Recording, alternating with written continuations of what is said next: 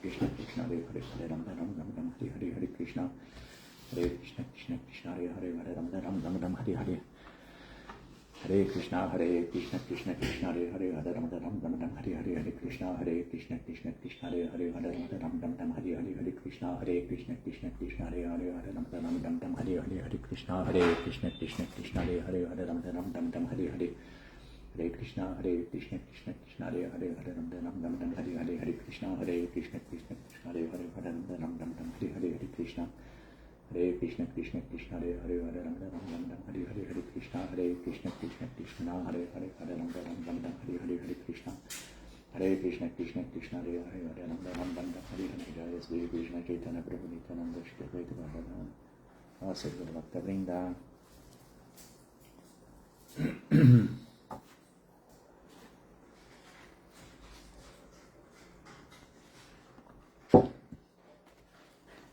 Valeu, pessoal. Hare Krishna, Hare Rama. Esperando o pessoal entrar para começar essa live de hoje, sexta-feira, 16 de maio de 2025.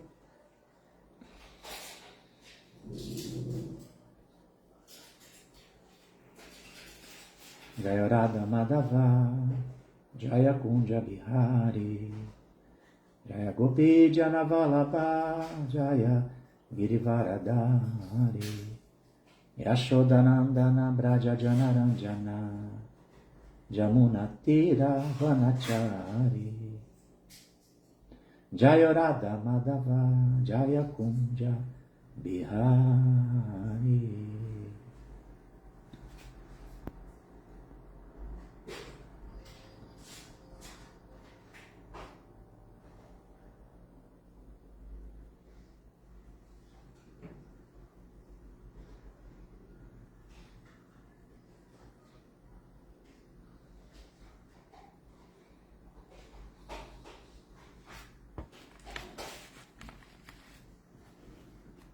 Estou aqui pronto para começar a live de hoje, nessa sexta-feira, 16 de maio.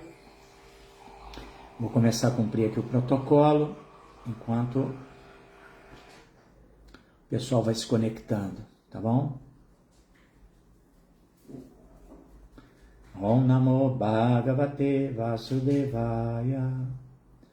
Om Namo Bhagavate Vasudevaya. Om Namo Bhagavate Vasudevaya. Narayana Namaskritya Naranchayvo Narottamam Devim Saraswatim Vyasam Tato Jayan Udiraye. Antes de se recitar este Srimad Bhagavatam, que é o verdadeiro meio de conquista, deve-se oferecer respeitosas reverências à suprema personalidade de Deus, Narayana. A Narayana Rishi, o ser humano supremo. A mãe Saraswati, a deusa da sabedoria. A Srila Vyasadeva, o compilador dos Vedas. E a Srila Prabhupada, o seu propagador. Então, estamos aqui na ISKCON Rio. Eu estou conectado pelo Facebook, também conectado pelo Instagram. E vou fazer a leitura do Srimad Bhagavatam, terceiro canto, capítulo 21, conversa entre Mano e Kardama. E vou ler os versos do 48 ao 50, tá?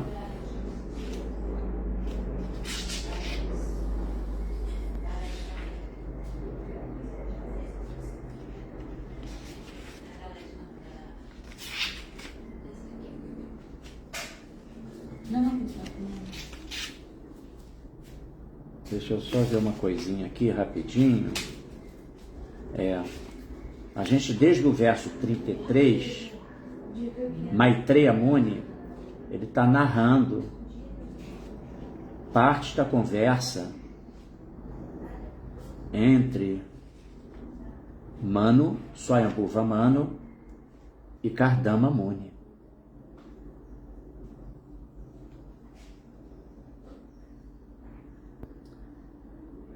Bom, em relação a essas duas personalidades, que são Kardama Muni e Swayambhuva Manu, acho que todo mundo já está inteirado de quem se tratam, né? Swayambhuva Manu é o primeiro dos 14 manos que se manifestam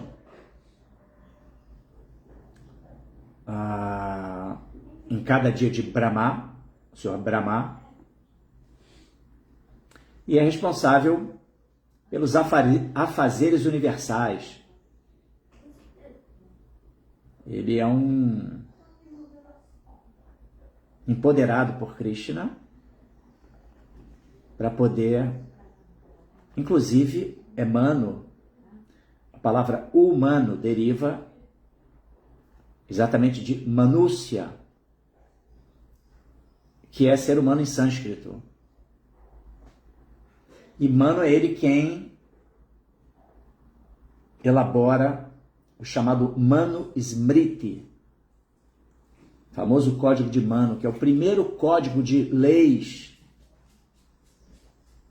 que se tem conhecimento na humanidade e que é referência para todos os códigos legais, sociais, legais, estabelecidos aí mundo afora, tá? E Kardama Muni, por sua vez, um grande rishi, muito austero, um asceta, dotado de muito poder,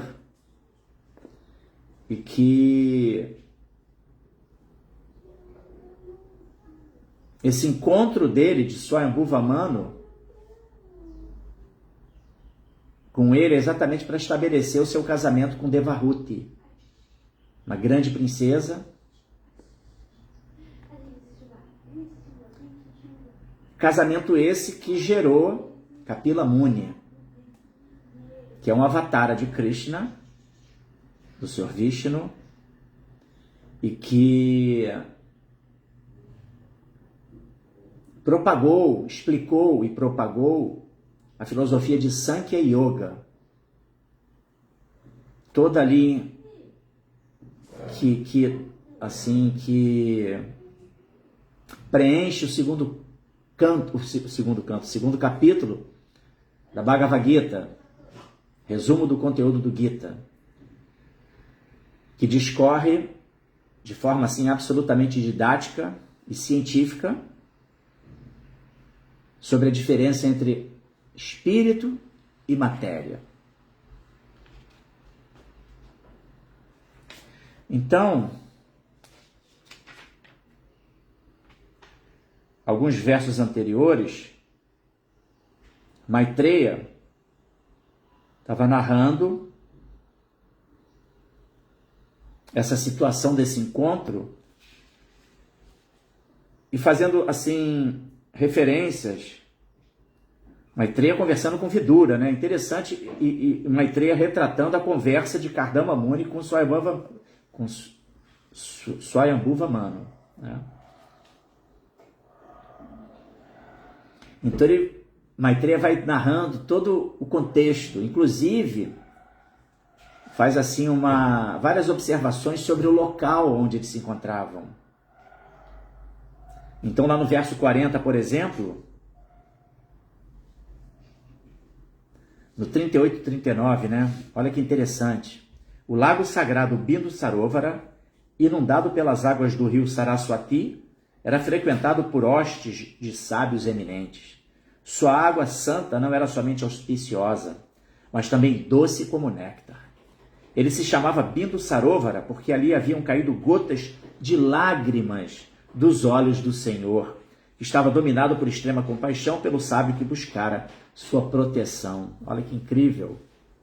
O Senhor Vishnu ficou comovido com a atitude de... Eu estava falando da conversa de Kardama Muni com Swayambhuva Manu, mas aqui narrando o momento em que Kardama Muni tem um encontro, tem o Darshana de Vishnu. E aí então Maitreya está retratando todo o contexto, né?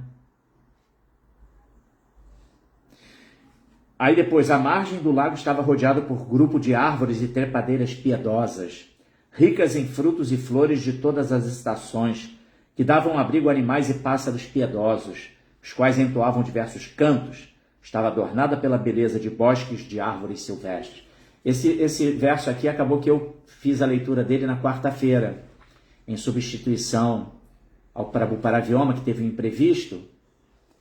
E o 38 e 39 que eu li anteriormente foi a aula dada por Haridarshana, muito elucidativa. E aí segue, né?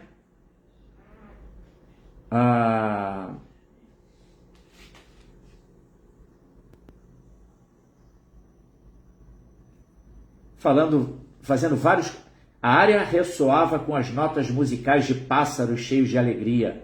Abelhas embriagadas vagavam por ali. Pavões enlouquecidos dançavam orgulhosamente. E alegres cucos chamavam-se uns aos outros. O lago Bindu Sarovara adornava-se de árvores floridas, tais como Kadamba, Champaka, Ashoka, Karanja, Bakula, Asana, Kunda, Mandara, Kutaja e mangueiras jovens.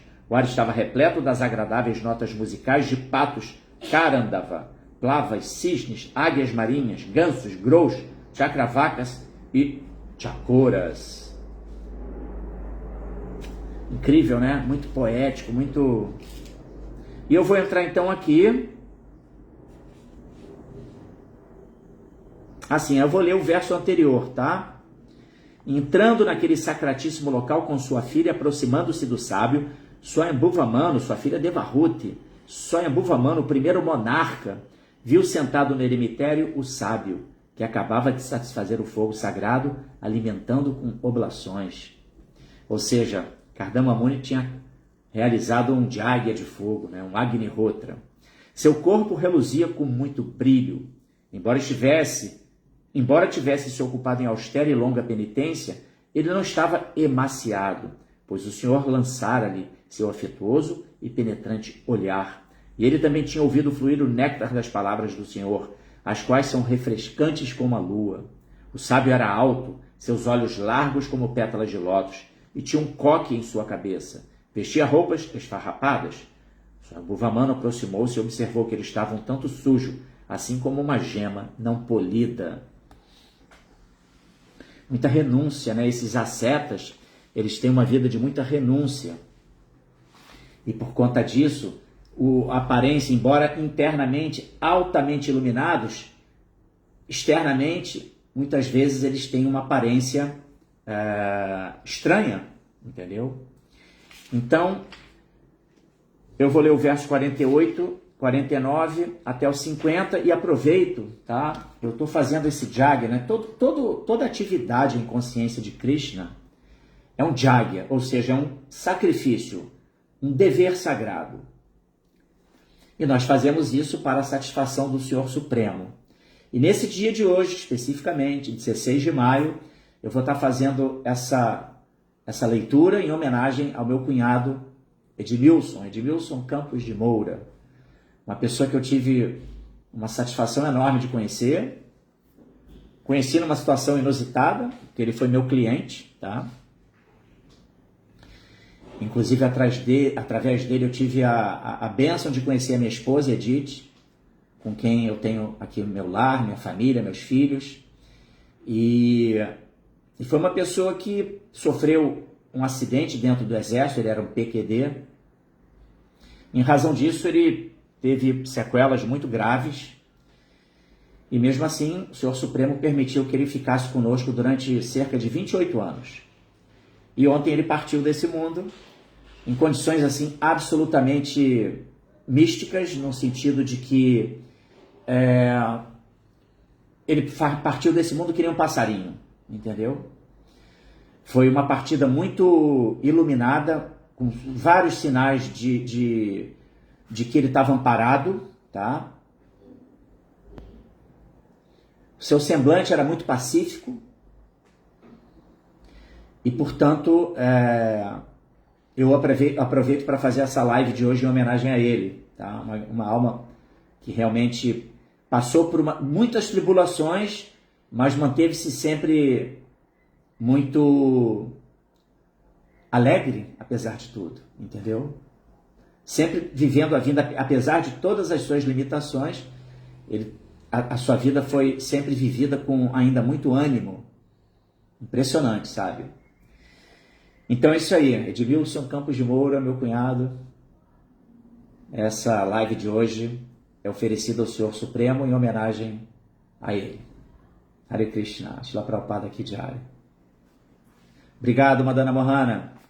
Hare Krishna. Então, o verso 48 é assim: Ato tajan upayatam nridevam pranatam puraha saparyaya paryagrinat pratinandyanu rupaya. Ata, então, utajan, o eremitério, upayatam, aproximado, nridevam, o monarca, pranatam, prostrado, puraha, em frente, saparyaya, com honra, paryagrinat, recebeu, pratinandya, saudando, anurupaya, digna da posição do rei. Vendo que o monarca viera, tradução e significados dados por sua divina graça, Bhaktivedanta Swami Srila Prabhupada Ki Jai. Srila Prabhupada que está aqui estampado nessa minha camisa, nessa minha camiseta. Bem-vindo a todos vocês que estão acompanhando, tá bom, gente? Eu peço que vocês, por favor, fiquem à vontade para trazer seus comentários, para que a gente possa interagir nessa live e todos nós nutrirmos a nossa inteligência, possamos nutrir a nossa inteligência através aqui dos ensinamentos de Srila Prabhupada. Então vamos lá, tradução. Vendo que o monarca viera a seu eremitério, estava prostrando-se diante dele, o sábio saudou-o com uma bênção e recebeu com a devida honra. Significado. O imperador Swayambhuva Manu não apenas se aproximou da cabana de folhas secas pertencente ao eremita Kardama, como também prestou-lhe respeitosas reverências. Do mesmo modo, era dever do eremita abençoar os reis que costumavam aproximar-se de seu eremitério na floresta.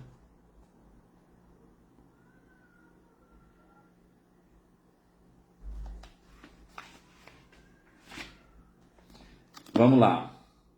Eu vou ler o 49.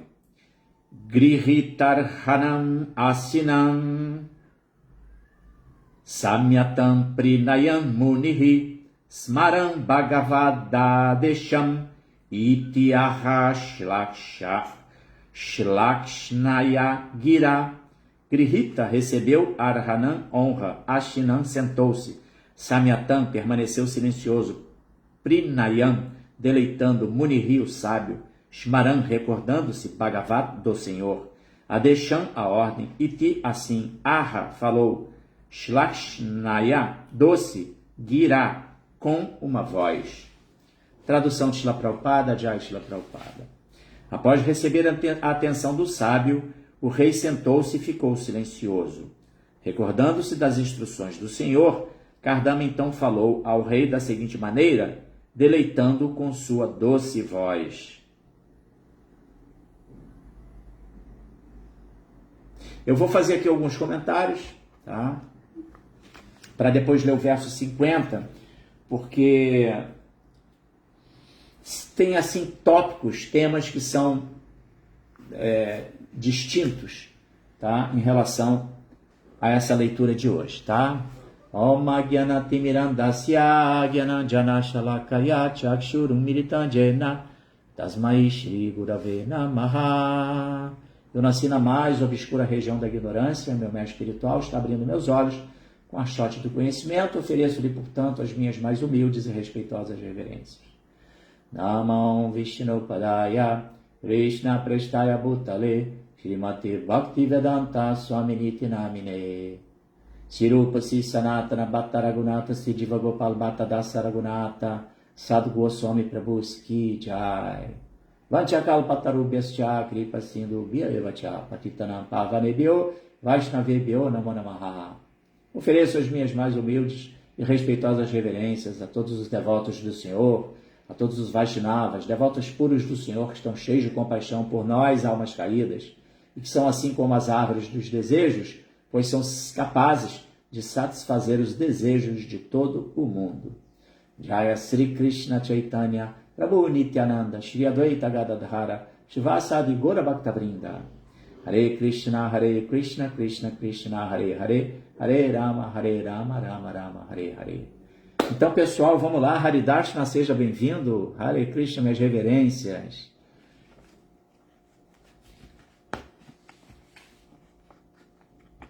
Verso 48 que eu li. Atotajan upayatam nidevam pranadam puraha saparyaya paryagrinat pratinandyanurupaya.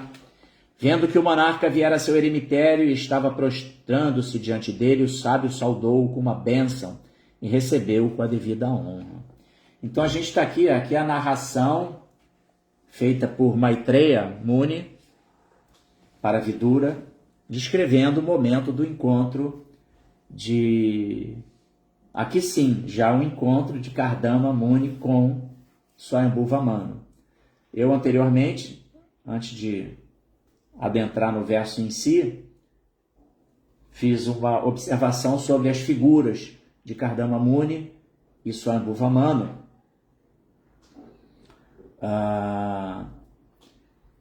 E é interessante a gente entender também as posições, os varnas de cada um deles. Swayambhuva Manu é o imperador, primeiro imperador, portanto muito poderoso, e dentro do varna de Kshatriya.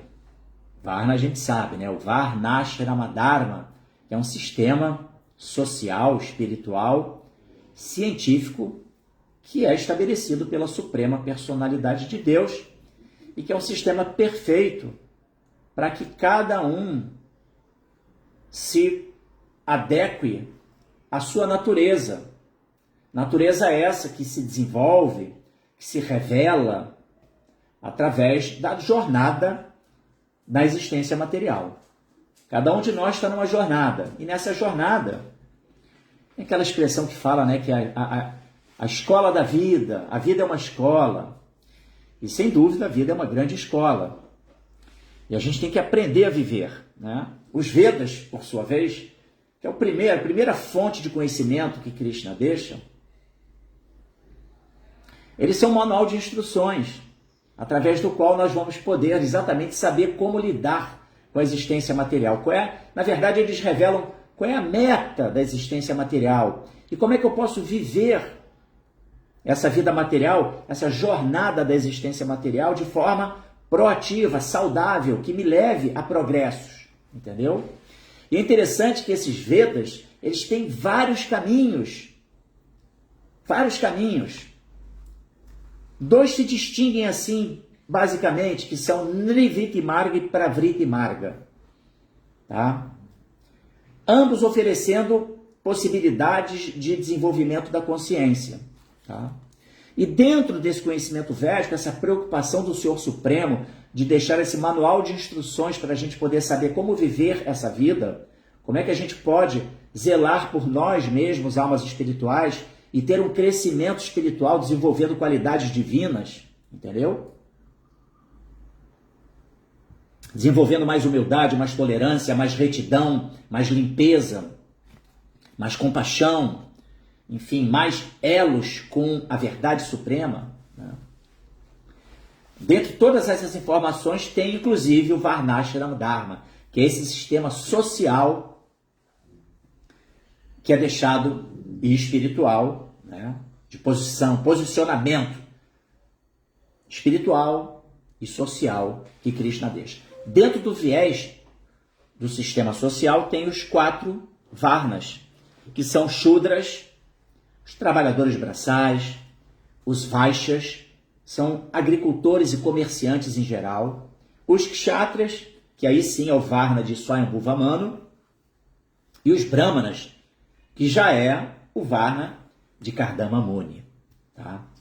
Então a gente conhece aquela analogia de imaginando esse corpo social como um corpo humano, onde a cabeça, que é o aspecto, a parte pensante, que discrimina, que dá a meta, né, que investiga e determina a meta a se seguir, entendeu?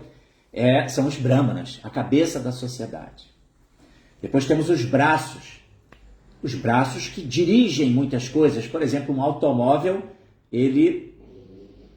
a gente dirige ele com os braços e nossas mãos, não é assim? E também com as mãos a gente executa várias atividades administrativas, digamos assim, do nosso próprio corpo. O asseio corpóreo é feito com nosso braço, nossas mãos, né, para a gente limpar o corpo.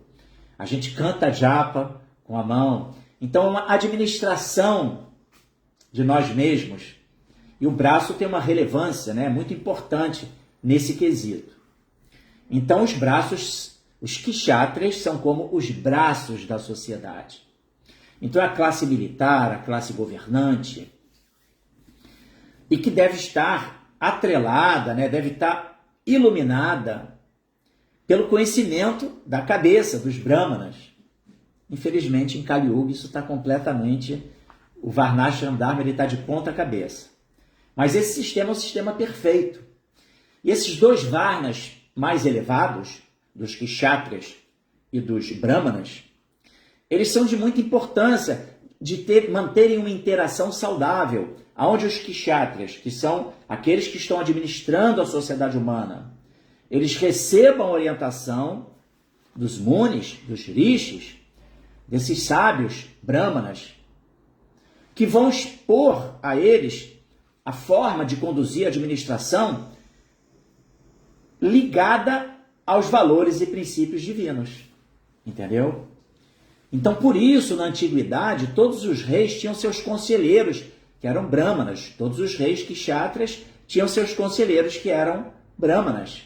Brahmanas adictos às escrituras reveladas, conhecedores do conhecimento acerca da meta da vida, como se pode governar, como se pode administrar uma sociedade, oferecendo a ela, além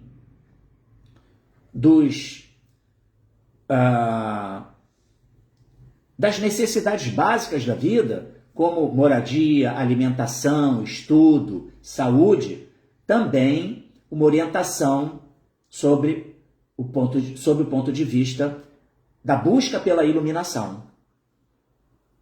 Então os brahmanas, eles são conhecedores da verdade e, portanto, aptos a transmitir o conhecimento para os kshatras, os governantes, e os governantes, por sua vez, fazerem essa administração da sociedade de uma maneira que satisfaça, em última análise, o Senhor Supremo. Porque o Senhor Supremo está ali no centro de toda essa administração, e zelando pelos varnas inferiores dos vaixas e dos shudras, permitindo que os vaixas, que são os agricultores e comerciantes, possam empreender de maneira satisfatória, promovendo todas as necessidades, né, os bens de consumo necessários para toda a sociedade, e mediante taxações assim sensatas, sóbrias e sensatas, eles não são assim, não sofrem tributação exagerada e, portanto, conseguem obter os lucros necessários para os seus negócios. E também podem fazer com que os preços das mercadorias sejam acessíveis, não somente para as classes mais beneficiadas sob o ponto de vista financeiro, mas também para as classes menos favorecidas, os shudras. Então, dessa maneira, estabelece-se um sistema perfeito em que cada um ocupa esse varna com base na sua natureza, tá? É importante que fique claro que alguém pode falar, mas esse é o sistema de castas da Índia. Não, não é o sistema de castas da Índia. O sistema de castas da Índia, como bem falou outro dia, eu fiz uma live lá para o Maia por TV Brasil, e o Jean Martins, ele é muito participativo nas lives, aí ele comentou assim, o sistema de castas da Índia, então, é o Varnashram Dharma contaminado. Exatamente. Porque o sistema de castas da Índia entende que a posição de cada um é com base em nascimento, família. Então, por exemplo, existe uma família de brahmanas, aí essa família tem mais um filho lá. Aí esse filho, necessariamente, ele é um brahmana. Mas não é. Varnashram Dharma, esse posicionamento na sociedade é com base na natureza de cada um. Um brahmana, ele age como um brahmana. Então, para ser um brahmana, tem que agir de acordo com os princípios brahmânicos ou bramínicos. Então, da mesma forma, um shudra, ele nasceu numa família shudrani, então ele é shudra. Não necessariamente. Se o comportamento dele é bramínico, ele é um brahmana. Não importa o nascimento, o que importa é a natureza da pessoa, é a conduta dela, a maneira com que ela age. Entendem? Então esse é o Varnashram Dharma, um sistema perfeito. E o sistema de castas da Índia ele foi combatido pelo grande revolucionário Chaitanya Mahaprabhu, que além de ser um grande filósofo, um avatar de Krishna, né? Ele revolucionou esse conceito e ele rejeitou completamente o sistema de castas da Índia. Entendeu? Então, devemos entender esse ponto, tá? Que não tem nada a ver o Varnashram Dharma. Muito obrigado, Madana Mohana. O Varnashram Dharma ele é o sistema científico estabelecido por Krishna no sistema védico. E aí, com base na natureza, cada um ocupa a sua posição. E exatamente porque esse sistema ele funciona perfeitamente, porque ele tem a cabeça da sociedade, que são os brahmanas, orientando os kshatras, que são os administradores, de maneira lúcida, com base nas escrituras. Esses administradores, eles zelam pelos demais varnas.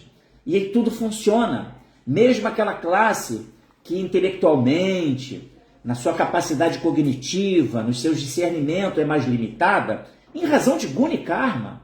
Né? A pessoa um shudra, ele está na sua jornada de vida. E ele é uma alma pura, como todos são. Inclusive os animais, vegetais, seres aquáticos e todos os demais seres unicelulares, tudo ali tem a presença da alma pura. Mas no processo, na jornada da existência, dos milhares e milhares de nascimentos e mortes, a alma espiritual ela fica encoberta pelo ego falso. E muitas camadas de ego falso embotam a entidade viva. E ela, por exemplo, quando ela sai de uma forma animalesca e chega na forma humana, ela pode estar ainda muito embrutecida, muito rudimentar. E pode ser, embora uma alma num corpo humano, ainda muito limitada em vários aspectos. Mas ela vai ter a oportunidade de ter o seu desenvolvimento quando o Varnashram Dharma funciona perfeitamente. Porque ela vai receber sua cota.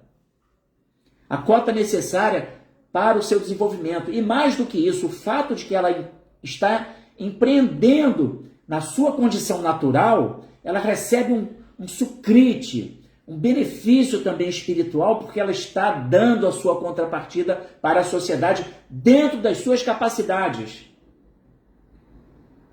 Imagine a importância dos shudras na sociedade. E sim, é interessante também que eu fiz a referência, a analogia que Prabhupada faz em relação à cabeça do corpo da sociedade, no caso, os brahmanas, os braços, os kshatriyas, o abdômen, o estômago e toda a distribuição de energia através da alimentação, assim para o corpo, que é feita pelo estômago, são os vaixas. E quem que carrega a sociedade? São os shudras, as pernas. Por isso as pernas têm que estar fortes, saudáveis, para poder carregar todo o corpo. Então, da mesma forma, é muito importante o funcionamento do Varnashram Dharma para que a classe de shudras, que carrega a sociedade também, nessa analogia, permita houve um comentário aqui do Haridasha que me deu um gap. Eu vou falar sobre isso, Haridasha. Muito obrigado. permite exatamente que cada um ofereça sua contrapartida, entendeu? E, consequentemente, recebe sua cota de benefício, não meramente sob o ponto de vista do resultado material, mas também da pessoa se encaixar e oferecer, servir a sociedade como um todo, entendeu? Ela dá sua contribuição para a sociedade, tá? Haridas já comentou aqui que Chaitanya Mahaprabhu não enfatizou os varnas, mas reconheceu os ashrams. Sim, é verdade. Ele reconheceu e ao mesmo tempo ele falou, eu não sou brahmana, eu não sou... Ele rejeitou o sistema o sistema de castas da Índia e enfatizou muito, sim, o posicionamento espiritual. Brahmachari, Grihasta, Vanaprastha e Sannyasi. E ao mesmo tempo ele falava, eu não sou um sannyasi, eu não sou Enfim, ele demonstrou que ele não estava apegado a nem Varna nem Ashram, e que sim, ele era uma alma espiritual, um servo eterno de Krishna. Esse era o posicionamento de Chaitanya Mahaprabhu. Imagina, né? Mas voltando aqui à importância dos Varnas, dentro do sistema de Varnashram Dharma, então ele permite um funcionamento da sociedade em que todos se beneficiam e todos estão agindo em prol de um objetivo único, que é um corpo social saudável, íntegro. Então, dito isto, vamos seguir aqui a nossa leitura agora. Sim, mais um ponto que é importante. E dentro dessa interação entre brahmanas e os kshatriyas, tá? Que são os dois varnas mais importantes, porque uma boa interação permite o estabelecimento de um corpo social saudável, existe a etiqueta. E sob o ponto de vista espiritual e também de posição social, né? Kardama Muni estava numa posição superior à de Swayambhuva Manu. Swayambhuva Manu era um kshatriya, Kardama Muni um renunciante, um brahmana renunciante. Então, olha que interessante, Swayambhuva Manu, embora fosse um imperador, ele chega no eremitério de Kardama Muni e se prostra diante dele, oferecendo suas reverências, ou seja, reconhecendo a posição elevada de Kardama Muni. E só que Kardama Muni, por sua vez, em contrapartida, o que ele faz?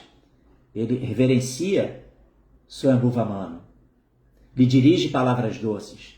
E não somente isso, ele vai também oferecer todas as facilidades para atender a demanda de Swayambhuva Manu. Ele se dispõe a servir Swayambhuva Manu. Olha que interessante.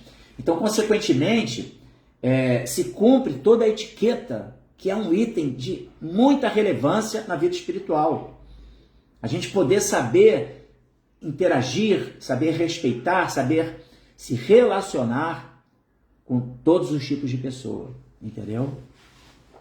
E mais do que isso, destituído de conceitos externos, porque em última análise, quando você identifica uma pessoa com base em Varna, você está identificando ali um aspecto atrelado a Guna e Karma. Mas aquele ser, ele é uma alma espiritual.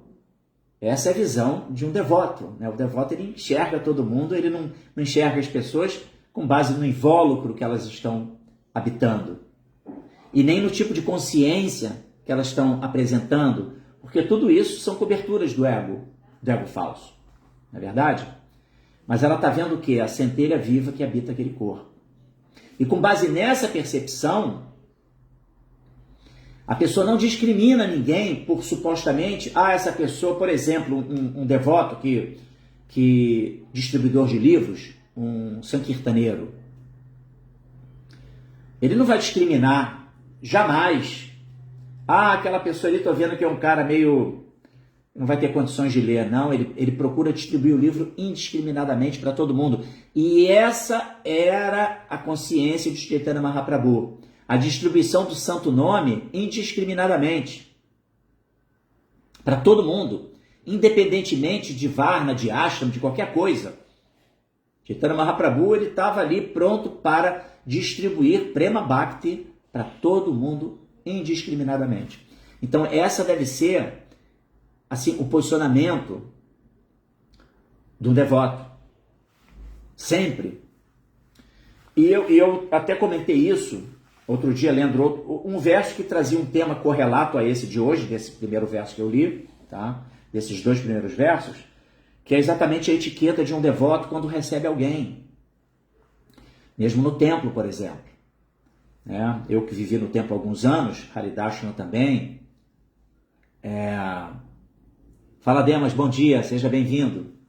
Todos aqueles que tiveram a experiência de ver no ashram, sabe da nossa orientação.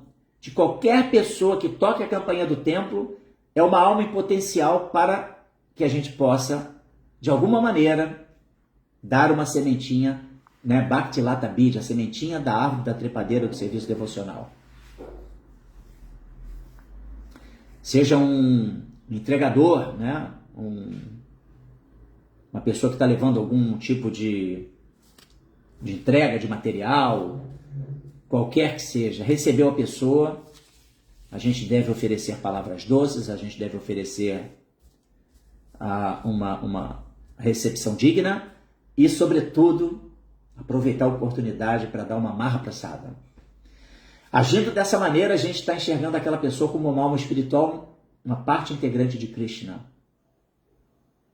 E possibilitando que ela, em algum momento, através honrar essa marra prasada, ou ainda que em alguma circunstância a gente não consiga, a pessoa não aceite a marra prasada, mas só o fato de recepcionar bem uma pessoa, oferecer um assento, oferecer uma água, enfim, dirigir-lhe palavras doces, no sentido de interagir com empatia com aquela pessoa, isso já é um serviço devocional. E já é uma maneira é uma etiqueta devocional importante, entendeu? Então essa questão da etiqueta ela é muito importante na nossa jornada espiritual, entendeu? Então vamos lá. Algum outro comentário aqui? Deixa eu ver.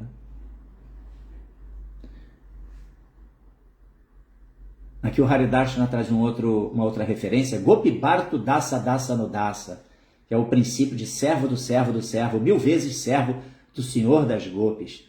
Essa é a nossa...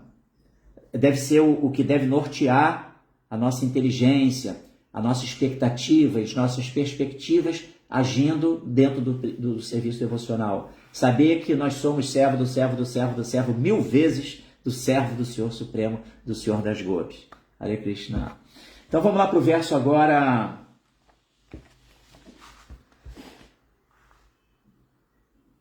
50.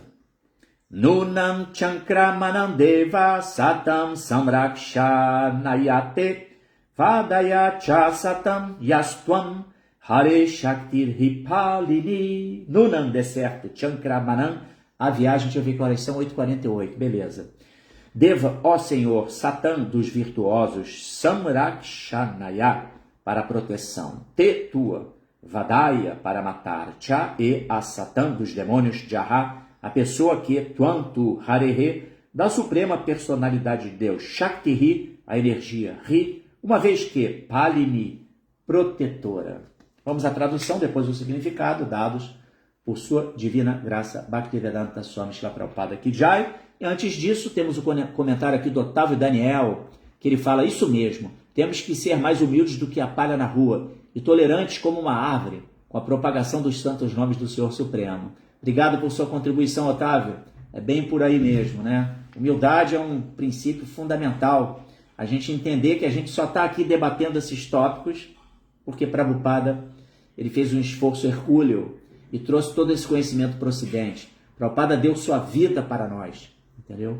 Ele veio com ali firme propósito de propagar a consciência de Krishna e o fez com muito êxito isso.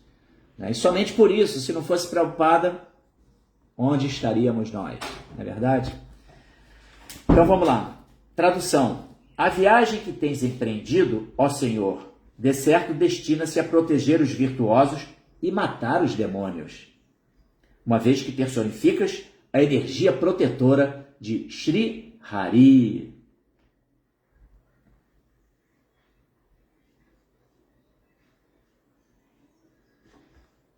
Esse é o tema da leitura de hoje, que foi estabelecido por Paravyoma Prabhu, tá? Que é o seguinte: o Senhor desce para proteger os piedosos e matar os demônios. Portanto, a potência de proteger os piedosos e matar os demônios, ou pessoas indesejáveis, é diretamente uma energia do Senhor Supremo. Muito bom, né? Mas vamos lá ler, esse é um trecho aqui do significado de Srila Prabhupada. Eu vou ler agora todo o significado. Acompanhem, por favor. Muitos textos védicos, especialmente histórias como o Srimad Bhagavatam e os Puranas, dão a entender que os reis piedosos de outrora costumavam viajar por seus reinos para proteger os cidadãos piedosos e castigar ou matar os ímpios.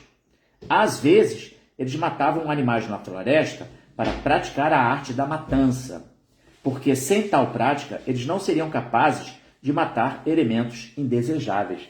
Era um treinamento para os kshatriyas, a caça, né? Sair na floresta para caçar os animais era um jágya, porque eles precisavam se preparar para exercer o governo de uma maneira proativa, protegendo os cidadãos de bem dos cidadãos ímpios, pecaminosos, dos malfeitores, entendeu? E hoje a gente tem uma sociedade em que os malfeitores, eles são assim, protegidos de uma maneira, até desculpe o termo, estúpida, entendeu? Claro que todo mundo precisa de receber abrigo, orientação, mas tem situações em que são realmente assim muito difíceis da gente poder digerir, em termos do protecionismo que é oferecido a pessoas da mais baixa estirpe, pessoas hediondas que praticam crimes assim de natureza hedionda, horrores. E, no entanto, o sistema os protege, né? Então, vamos lá. Então, os kshatras têm permissão de cometer violência. Desta maneira, porque a violência para uma boa causa faz parte do dever deles. Entenderam o ponto? Então, até mesmo quando eles saíam para caçar, eles estavam praticando um jágya. Dentro do varna deles, de kshatras, eles precisavam estar afiados. Então, consequentemente, a morte desses animais, essas almas que habitavam esses corpos dos animais, eles acabavam que estavam num processo servindo a um propósito elevado para todo o bem da sociedade. Então é diferente de se matar meramente para depois o desfrute e se alimentar através de carcaças de animais, entendeu? Muito diferente. E obviamente essas caças, elas não eram realizadas de uma maneira assim em alta, em grande escala, né? Era ali no momento do treinamento, entendeu? Então vamos lá, continuando. Aqui repetindo nessa essa frase de Prabhupada: os kshatras têm permissão de cometer violência desta maneira, porque a violência para uma boa causa faz parte do dever deles. Exercer uma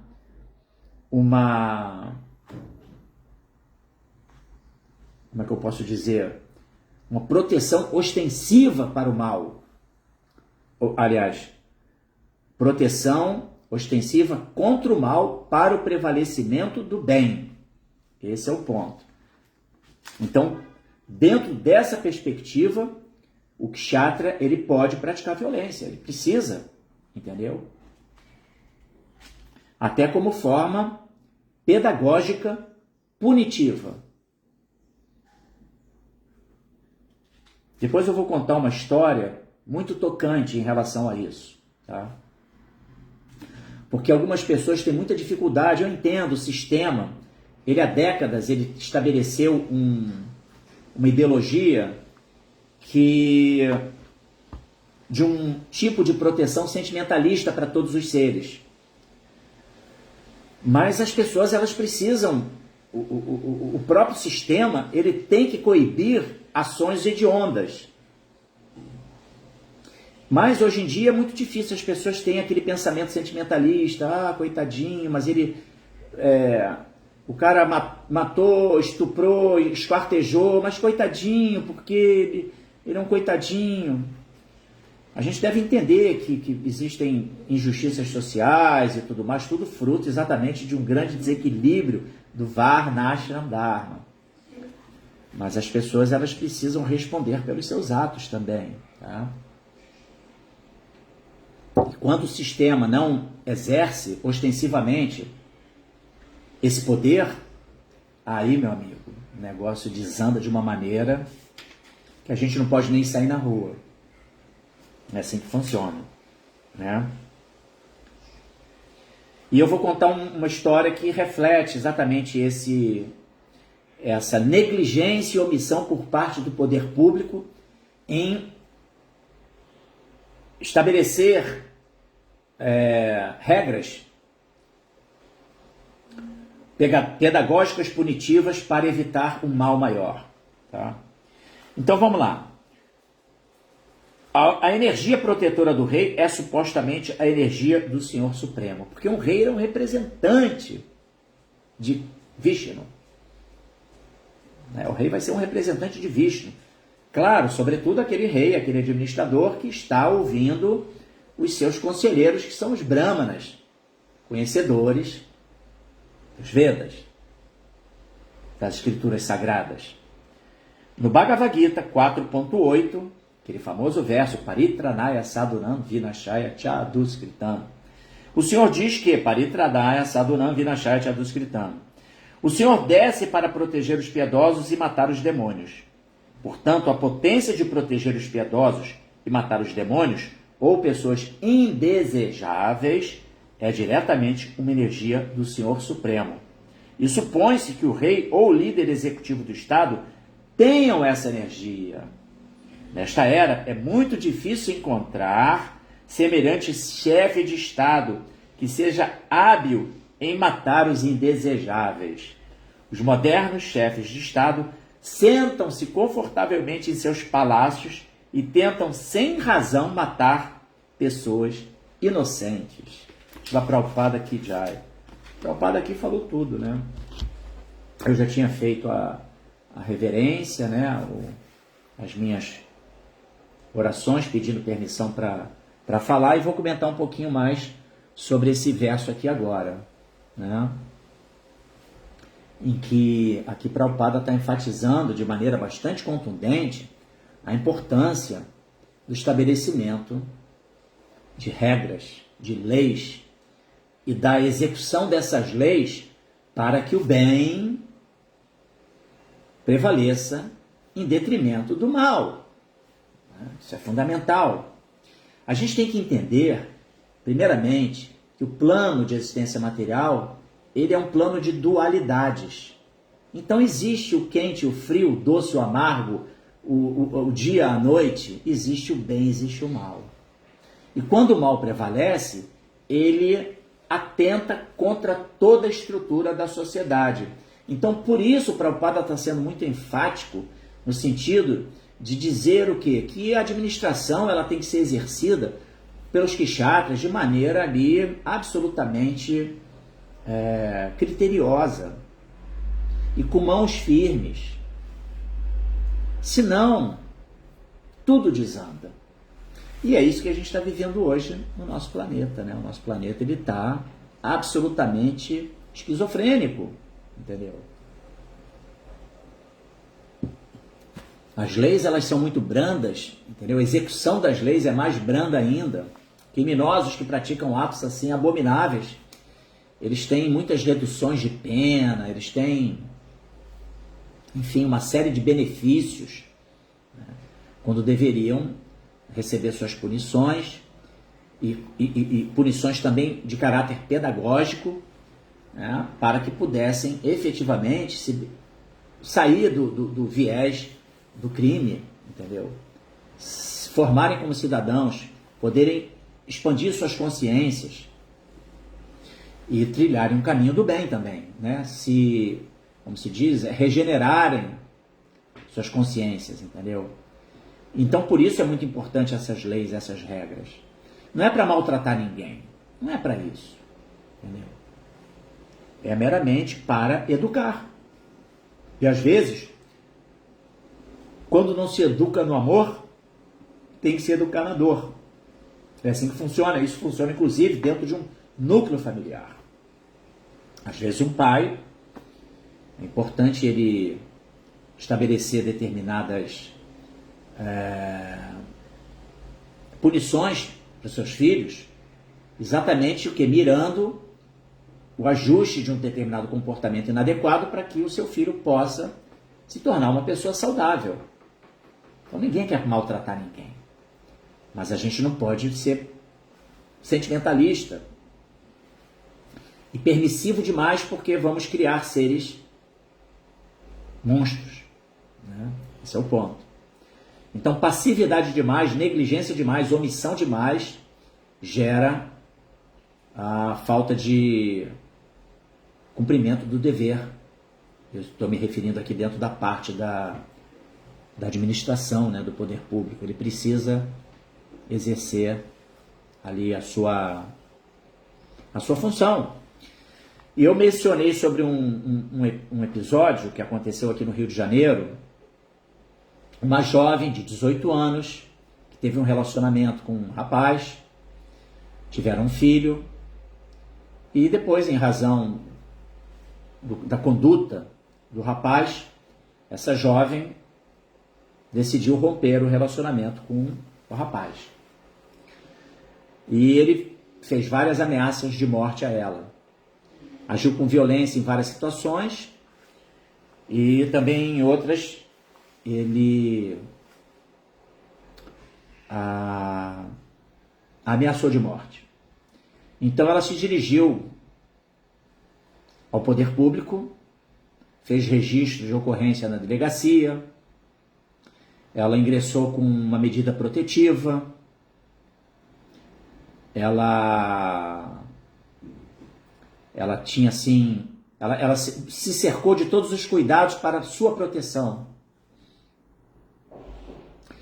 Só que, devido à fragilidade do sistema, a fragilidade do poder público, em coibir situações como essa praticadas por pessoas assim desequilibradas emocionalmente, o rapaz ele ficou solto.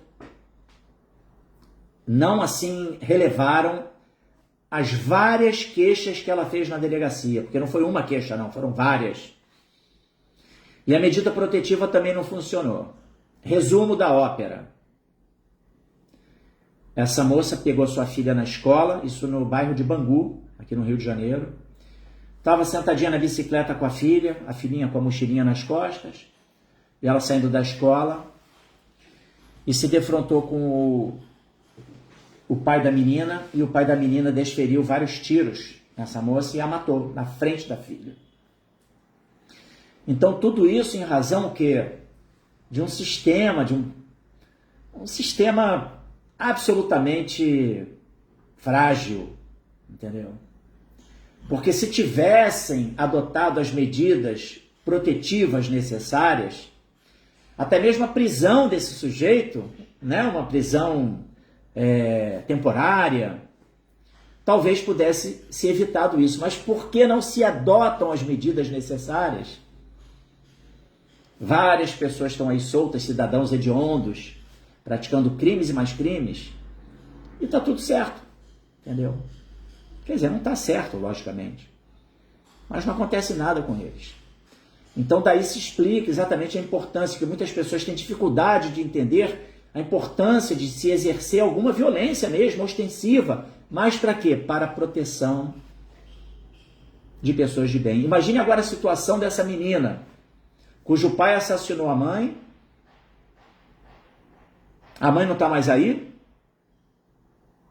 o pai, por sua vez, carregando agora um fardo de um crime dessa natureza, e a menina tendo que se submeter talvez até a um tutor legal, caso não tenha parentes, né, uma avó para cuidar, aí vai para o tutor legal, e a gente sabe que isso não funciona, está tudo muito contaminado, entendeu? Então a criança fica completamente desprotegida, e tudo por conta do quê? Da ineficiência do poder público em exercer uma mão de ferro para situações que precisam ser coibidas ostensivamente. Shila Prabhupada Ki Jai. Temos aqui alguns comentários. Haridashta. A matança dos animais era parte do condicionamento físico dos kshatriyas. Infelizmente, a natureza do mundo material é tão perigosa que temos inúmeros exemplos de grandes kshatriyas que sofreram grandes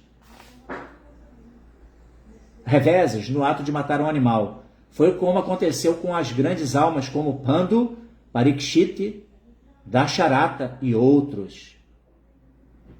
É verdade. Aí Haridasha botou aqui, é só uma reflexão. Aqui o Marcelo Magalhães traz a sua pergunta. O Marcelo Magalhães já é conhecido como Bhakta Parikshit. Por que o Bhakta Parikshit?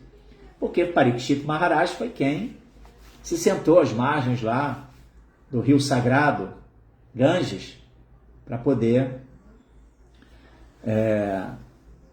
ter um encontro com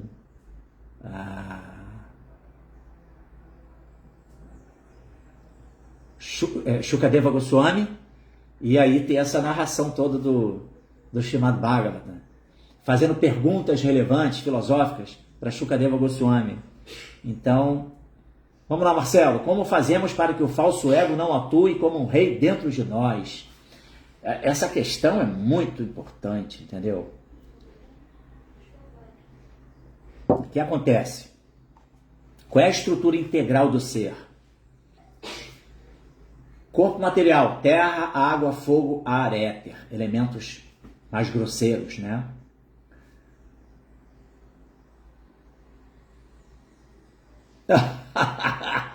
Muito boa, Otávio. A vantagem é que o Bhakta Marcelo Parikshit, Bhakta Parikshit, não tem apenas uma semana de vida para aprender tudo. Muito boa. Tem mais tempo, né? Vida longa para a gente poder, né, ir se desenvolvendo e se purificando.